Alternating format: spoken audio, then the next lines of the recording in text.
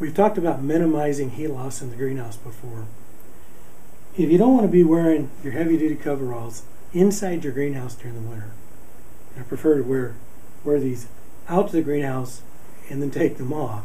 But if you don't have to keep them on all the time, the first thing we're going to do is we're going to minimize heat loss by weather stripping, keeping it weather tight, whether that involves just weather stripping, tightening, taping, whatever it takes to keep air from blowing in your greenhouse. If it's windy outside, we don't want to feel any breeze coming in anywhere in the greenhouse. That'll usually eliminate about 15 degrees. I mean, if it's cold outside and the wind's blowing, you'll be 15 degrees cooler than you should be if you don't have a weather-tight greenhouse. So let's do that first. Then we're going to do the insulating. We've talked about that before. Putting bubble wrap up along our poly inside the greenhouse, and then adding styrofoam on the north side with the reflective coating on it. On the outside, we've talked about using a solar pool cover like you would for a swimming pool and just completely covering your greenhouse. Or if you have a wood frame greenhouse, it's really easy to just tack it in and cut strips and make it fit.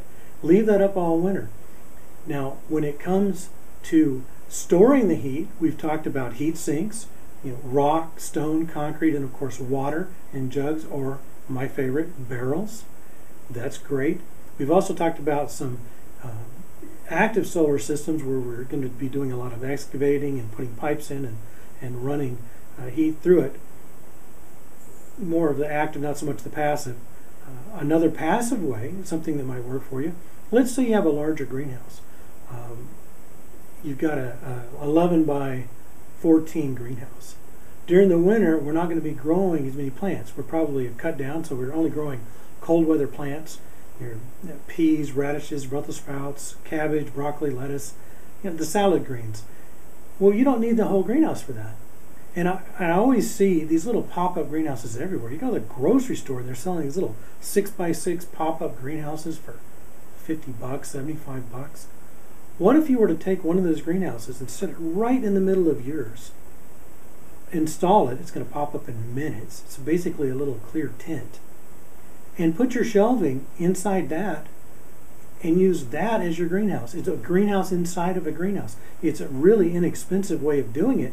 And then even if you're using heat, even if you have an electric heater, you put it inside the greenhouse that's already in the greenhouse. And if you've already got the bubble wrap, the weather tightening, the insulation, the barrels, you put a little greenhouse in there and you put a little electric heater in, you're not going to be spending very much money on an electric heater, and you can start growing plants again.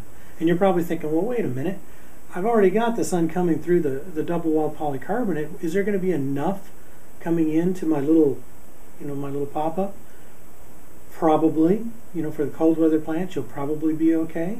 You might consider adding a grow light. You don't have to go buy an expensive grow light. Any kind of a hanging solar work light, and they are very cheap. And just use like the daytime bulbs. A lot of people have said those work great. They're very cheap. So just pop one of those guys in there.